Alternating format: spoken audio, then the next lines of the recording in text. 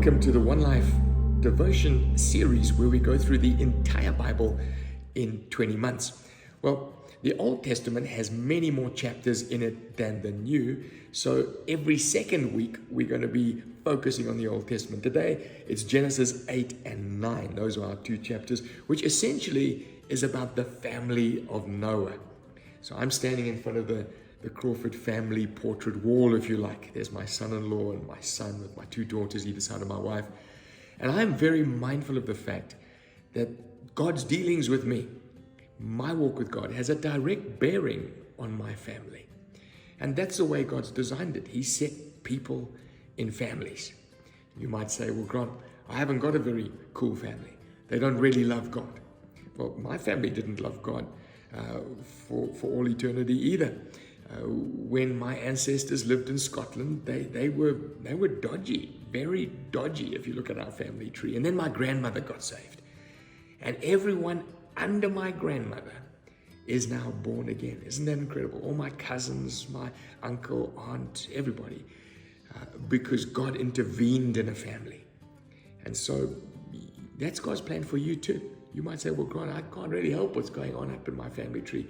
Yeah, but you can lean on God for his blessing. And this is what he says, to 1,000 generations. Exodus chapter 20. To 1,000 generations for those who love God. So let's have a look at Noah's family. So Noah came out, this is coming out of the ark, together with his sons and his wife and his sons' wives. These women that married Noah's sons. Just think about them for a moment. Out of all the women on the planet, these three girls fall in love with Noah's boys and are included in Noah's story. The story of grace, the story of rescue, the story of God coming to help them. And that's what God intends. He intends to intervene in families and to include people in families.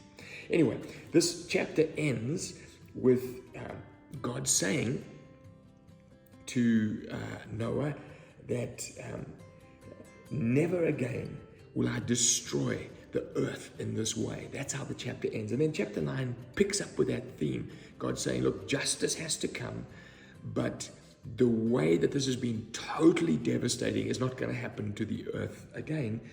And then he says, well, I'm going to make a covenant so that you understand that fully.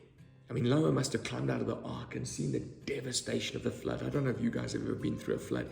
I remember the 87 floods. My folks owned a property on the Gainey River, and the entire place was flooded. We took animals off our roof.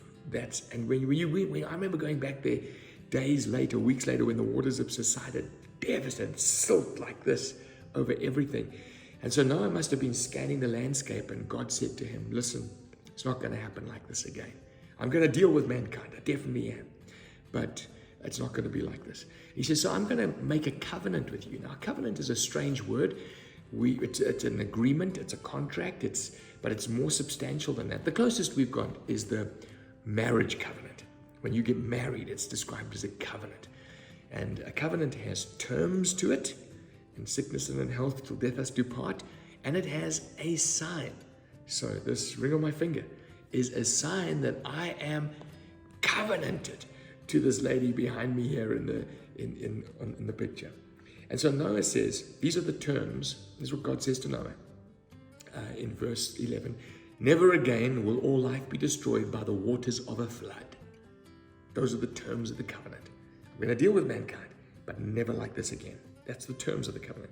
And God said, this is the sign of the covenant I am making between me and you and every living creature and your whole family. He said, I'm going to put a rainbow in the sky. Every time you see a rainbow, know that God's kindness, God's rescue, God's covenant with you is everlasting. Now, these covenants in the Old Testament all point to a new covenant. Now, the sign of the new covenant was the blood of Jesus and the bread, which symbolizes the body of Jesus. So when we break bread and we take the cup and we take the bread, it's a sign of a covenant that God has made with the whole of mankind, except this covenant He didn't talk to Noah on this occasion. He made the covenant with Jesus.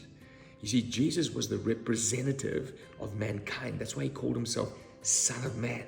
And he said, look, these are the terms of the covenant. These are the terms. The sign is the blood and body of Jesus, but these are the terms. You'll read about them in Hebrews chapter 8 and other places. No longer will a man teach his neighbor and say, know the Lord, for they will all know me, from the least to the greatest. And he says, I'm going to write my laws on their mind and on their hearts. It's not going to be like the old covenant where we had to write it on stones. No. I'm going to get into their mind. I'm going to get into their heart. And the whole of mankind. No more sacrifices again and again and again with blood and goats and cows, because Jesus is the sacrifice. And this covenant is going to be an everlasting one. And this is the essence of the covenant, that you're going to have a relationship with God, that you're going to know him. He's going to put his ways in you and his spirit in you. When I read of Noah, I can't help but thank God for the covenant he's made with me and my family, and that he wants with you and your family.